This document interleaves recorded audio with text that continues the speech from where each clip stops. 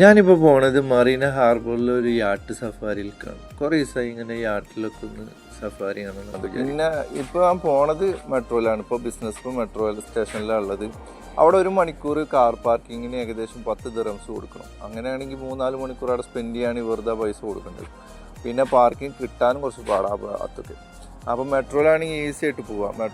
Metro കയറിയിട്ട് ശോഭ റിയാലിറ്റിയിൽ ഇറങ്ങാം. ശോഭ റിയാലിറ്റിയിൽ ഇറങ്ങി കഴിഞ്ഞാൽ അവിടുന്ന് ടണൽ വഴി റോഡ് ക്രോസ് ചെയ്തിട്ട് അപ്പുറത്ത് ഡ്രാമുണ്ട്. ആ ഡ്രാമിൽ കയറുക. മിയാസിയായി പറഞ്ഞിട്ടുള്ള സ്റ്റോപ്പുണ്ട്, 2ാമത്തെ സ്റ്റോപ്പാണ്. അവിടെ ഇറങ്ങി കഴിഞ്ഞാൽ ഏകദേശം ഒരു 5 മിനിറ്റ് അത്ര നടക്കാനുള്ളൂ ഹാർബറിലേക്ക്. ഇവിടെ ഡ്രാമിൻ്റെ ഏകദേശം ഏതൊക്കെ സ്റ്റോപ്പുണ്ട് ഒക്കെ ഇവിടെ എഴുതിച്ചിട്ടുണ്ട് കേട്ടോ. പിന്നെ ഇവിടെ അതിൻ്റെ ബോർഡും കാര്യങ്ങളൊക്കെ ഉണ്ട്. ആ സ്റ്റോപ്പിൽ എന്തൊക്കെ കാണാനുണ്ട് അതൊക്കെ അതിൽ അവിടെ എഴുതിയിട്ടുണ്ടാവും. അതുകൊണ്ട് യാത്ര ചെയ്യാനൊക്കെ സുഖമാണ്. അപ്പം ഞാൻ അവിടുന്ന് ഡ്രാം കയറി അവിടുന്ന് ടണൽ കഴിഞ്ഞ് റോഡ് ക്രോസ് ചെയ്തിട്ട് അവിടുന്ന് നേരെ ഹാർബറിലെത്തി. ഇപ്പോൾ ഹാർബറിലാണ്. പിന്നെ ഇത് ഒരു D3 നൗഫൽ ഇന്നെ കാത്ത് നിൽക്കുകയാണ്. കുറേ നേരം ഇന്നെ കാത്തിട്ട് പുറത്ത് നിൽക്കുന്നു. പാവും ഇപ്പോഴാണ് ഉണ്ട് അവനാട്ടോ. അവൻ എന്നെ ക്ഷണിച്ചിട്ടാണ് ഞാൻ ഇപ്പോൾ പോണത്. അവൻ്റെ കൂടെയാണ് യാത്ര. അവൻ വർക്ക് ചെയ്യണ കമ്പനിയാണ്. ഞാനിതിൽ മുന്നേ ഒരു വർഷം മുന്നൊക്കെ ഇതിൽ വർക്ക് ചെയ്തിട്ടുണ്ടായിരുന്നു.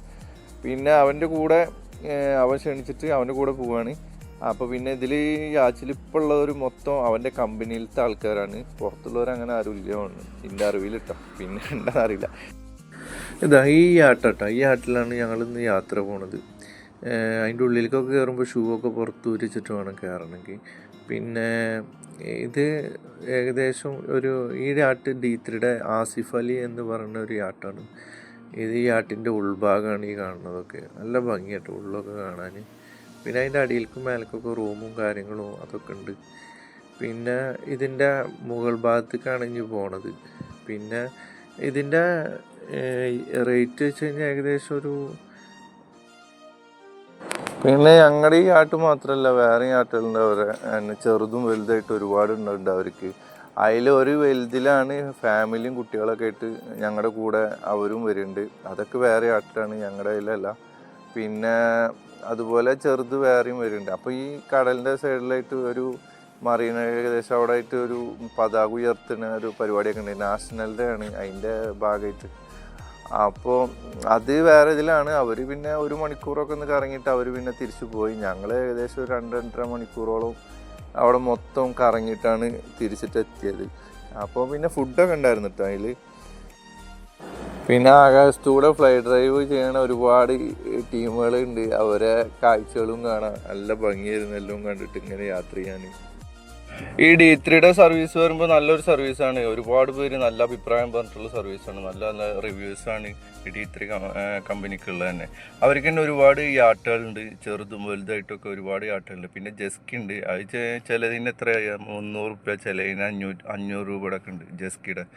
പിന്നെ അങ്ങനെയുള്ള എല്ലാ ചെറുതും വലുതായിട്ടുള്ള ഒരുപാട് യാട്ടുകളുണ്ട് ഇവർക്ക്. അപ്പോൾ കോണ്ടാക്ട് ചെയ്യാലൊക്കെ ആൾക്കാർക്ക് ആർക്കെങ്കിലൊക്കെ വേണമെങ്കിൽ ഒക്കെ ഓൺലൈനിൽ തന്നെ നമ്പറും കാര്യങ്ങളൊക്കെ ഉണ്ട്.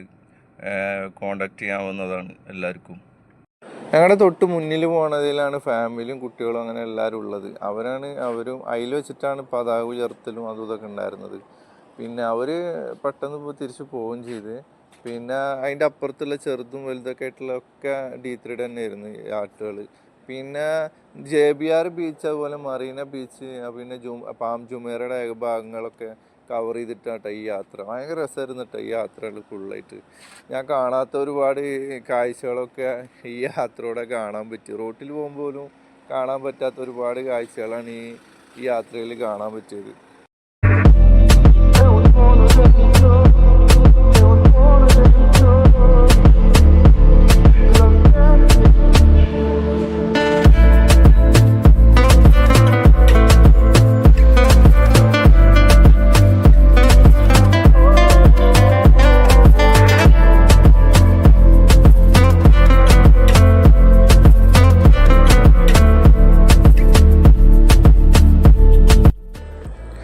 ഇവിടെ എത്തിയിട്ടാട്ടോ അവരെ എല്ലാ യാത്രകളൊക്കെ വട്ടം ചുറ്റിട്ട് നിന്നിട്ട് പതാക ഉയർത്തിയതും അതൊക്കെ. പിന്നെ അപ്പോഴാണ് ചെറുതും വലുതായിട്ട് ഒരുപാട് ഉണ്ടായിരുന്നു കൂടെ. അതും ചുറ്റോറം നിന്നിട്ട് അതിൽ ചിലതൊന്നും വീഡിയോയിൽ എടുക്കാൻ പറ്റിയിട്ടില്ല ആ ടൈമിൽ. പിന്നെ കാഴ്ചകൾ കണ്ടു നിന്ന് അതുണ്ടായത്.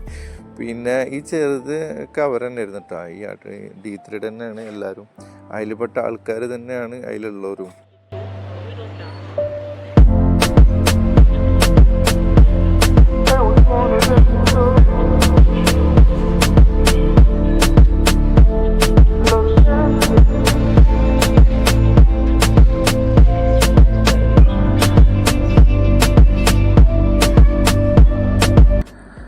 ഏകദേശം ഒരു മണിക്കൂറിന് ഈ ആട്ടിന് എത്ര 1500 ദിറംസോ അങ്ങനെ തോന്നുന്നു ഒരു മണിക്കൂറിന് കേട്ടോ. പിന്നെ ഞങ്ങൾ 2.5 മണിക്കൂർ പിന്നെ ഇത് ഒരു പ്രോഗ്രാമിൻ്റെ ഭാഗമായ കാരണം വിളിച്ചിട്ട് പോയാനൊക്കെ ഇത് ഫ്രീ ആയിരുന്നു 2.5 മണിക്കൂർ യാത്രയൊക്കെ. എന്തായാലും ഒരു അടിപൊളി യാത്ര തന്നെയായിരുന്നു. പിന്നെ 2 സൈഡിൽ കൂടി ഒരുപാട് ഈ ആട്ടുകൾ ഇതുപോലെ കടന്നു പോകുന്നുണ്ടായിരുന്നു, പലതരത്തിലുള്ളത്.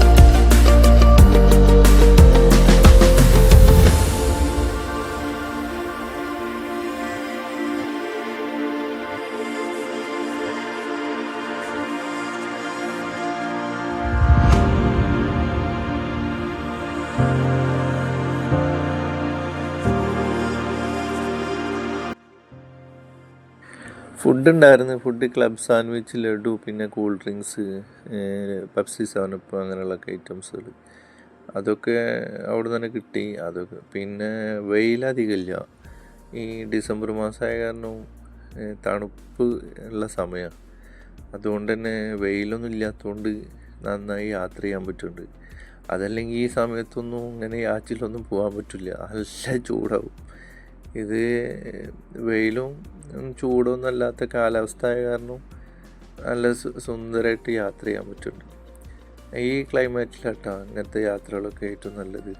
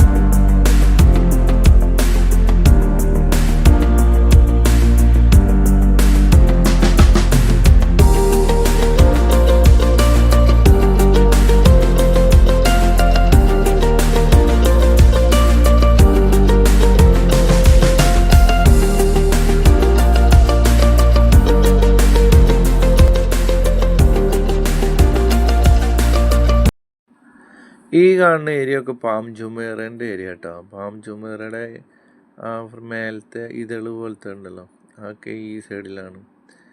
പിന്നെ തൊട്ടപ്പുറത്ത് തന്നെ ഒരു ഷിപ്പ് ഒക്കെ വന്ന് കിടക്കണമൊക്കെ ഉണ്ട്. പിന്നെ JBRൻ്റെ ബീച്ചുകളും അതിൻ്റെ സൈഡിലും പിന്നെ മറീന ബീച്ചിൻ്റെ സൈഡിലും ഒക്കെ ഇതിൽ ഫുള്ളായിട്ട് ഇങ്ങനെ കവർ ചെയ്തിട്ടുള്ള പോക്കാണ്. പിന്നെ കുറച്ച് കടലിൻ്റെ കുറച്ച് ആ ഭാഗത്തേക്കൊക്കെ ഇങ്ങനെ പോയി. പക്ഷെ അതിനാട്ടിയും രസവും ഈ ബിൽഡിങ്ങിൻ്റെ ഇടയിൽ കൂടെ ഉള്ള ഈ കായൽ പോലത്തെ വഴിയിൽ കൂടെ ഇങ്ങനെ പോണതാണ്. അതാകുമ്പോൾ ആ വഴിയിൽ തന്നെ ഒരുപാട് കാണാൻ പറ്റിയ ഒരുപാട് സ്ഥലങ്ങളുണ്ട്. പിന്നെ അവിടെ ദുബായ് വാൾക്ക് അതൊക്കെ ആ ഏരിയയിലാണ്.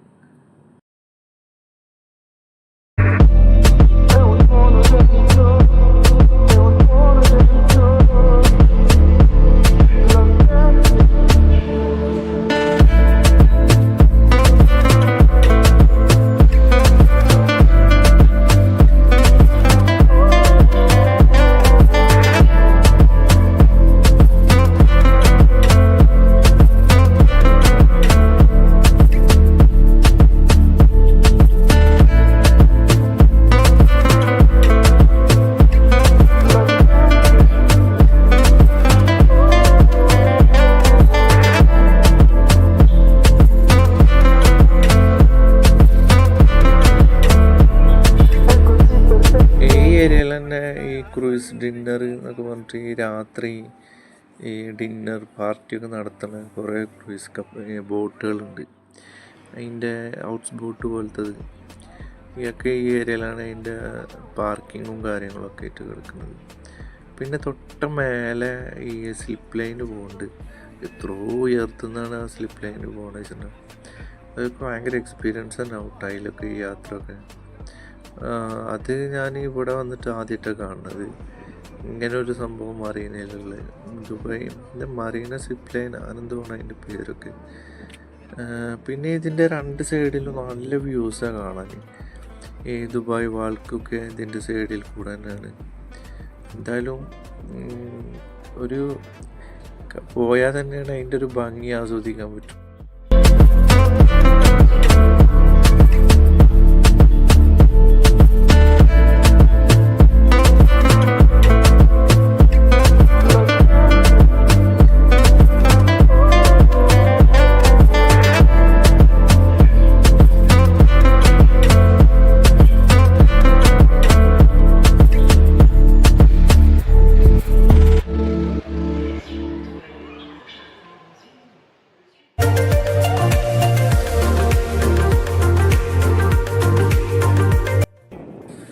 ഈ ഒരു ബിൽഡിങ് ഞാൻ ആദ്യമായിട്ടാണ് കാണുന്നത് കേട്ടോ. ഫോട്ടോത്തിലും ഇതിലൊക്കെ ഞാൻ ഒരുപാട് കണ്ടിട്ടുണ്ട്. ശരിക്കും പറയുകയാണെങ്കിൽ ഒരു തോർത്തും കൊണ്ട് പിഴിഞ്ഞിട്ടുള്ള അതേ രൂപത്തിൽ. ഇതാണ് ദുബായ് വാട്ടർ മെട്രോ അതൊക്കെ നടത്തുന്നത്. പിന്നെ അതൊക്കെ കഴിഞ്ഞിട്ട് ഏകദേശം ഞങ്ങൾ പുറപ്പെട്ട ഏകദേശം ആ സ്ഥലത്തേക്ക് തന്നെ തിരിച്ചു വന്ന്. എന്തായാലും ഒരു 2.5 മണിക്കൂർ നല്ലൊരു അടിപൊളി യാത്ര തന്നെയായിരുന്നു. ഏകദേശം ഒരു 8-8 ആകുമ്പോൾ പോയിട്ട് ഒരു 11 മണിയൊക്കെ ആകുമ്പോഴാണ് തിരിച്ചവിടെ എത്തണത്. പിന്നെ അതിൻ്റെ അപ്പുറത്ത് തന്നെ കേട്ടോ ദുബായ് ഫ്ലൈ ഡ്രൈവൊക്കെ നടത്തുന്നത്. അതിങ്ങനെ ഓരോരുത്തർ താഴത്തേക്ക് ഇങ്ങനെ വരുന്നതൊക്കെ ഇങ്ങനെ സുഖമായിട്ട് അതിൻ്റെ മേലെ ഇരിക്കുമ്പോൾ തന്നെ ഇങ്ങനെ കാണാറുണ്ട്.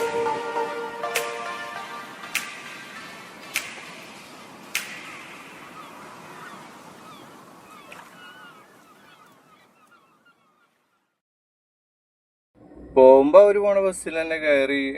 പിന്നെ നൗഫിൽ തന്നെ അവിടെ ഇറക്കി തന്നു. പിന്നെ പോവാൻ നേരത്തെ സമൂസ ഒക്കെ ഉണ്ടായിരുന്നു കേട്ടോ. സമൂസയും ചായയും ഇതൊക്കെ ഉണ്ടായിരുന്നു.